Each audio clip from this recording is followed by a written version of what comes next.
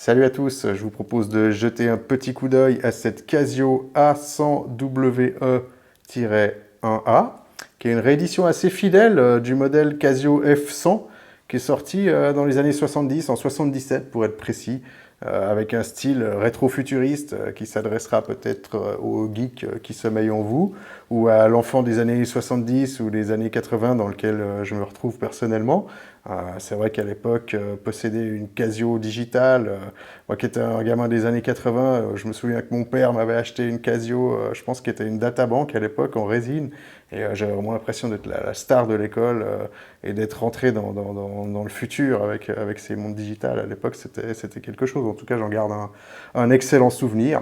Et c'est aussi un modèle qui va s'adresser aux fans de science-fiction, et en particulier du premier film Alien qui est sorti en 79, parce que c'est le modèle qui a servi de base à la montre de Ripley, donc Sigourney Weaver, qui en portait en fait deux, qui étaient reliés ensemble et qui étaient mises dans une espèce de surboîte orange, là, comme on peut voir sur cette photo, et reliées par une espèce de strap, et ça lui donnait un look super futuriste avec ces deux Casio F100.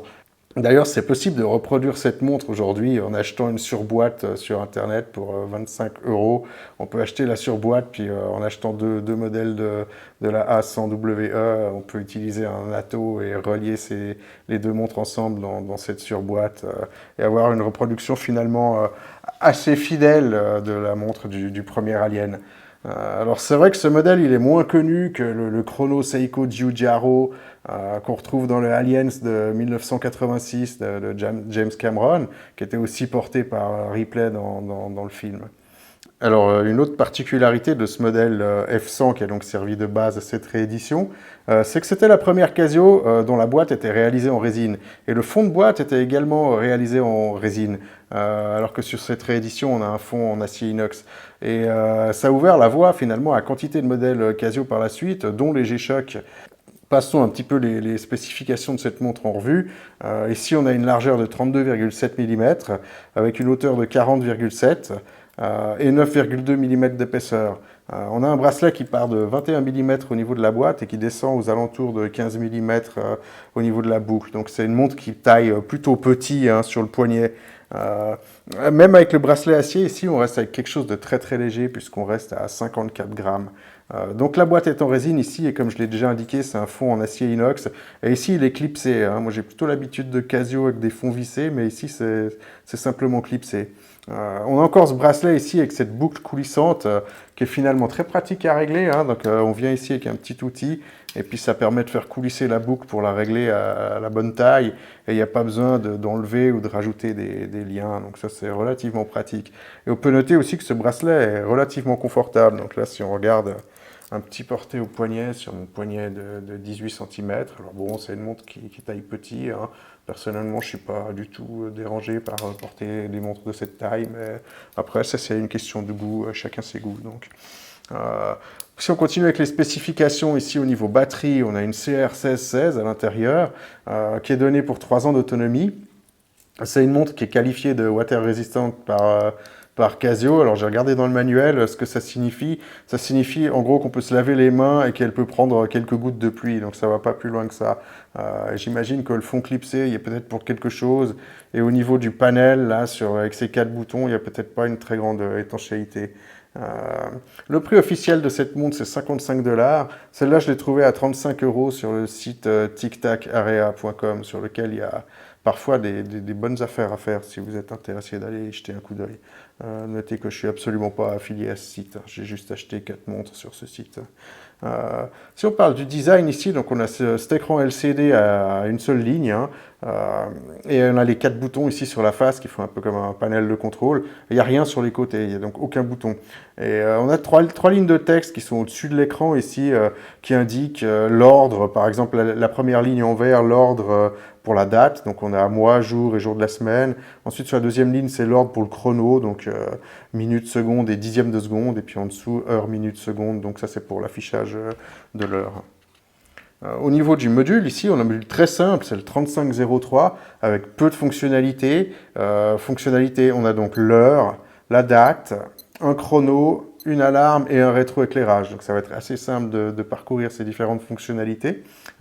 Tout ça, c'est piloté par ces 4 boutons nommés A, B, C, D par Casio.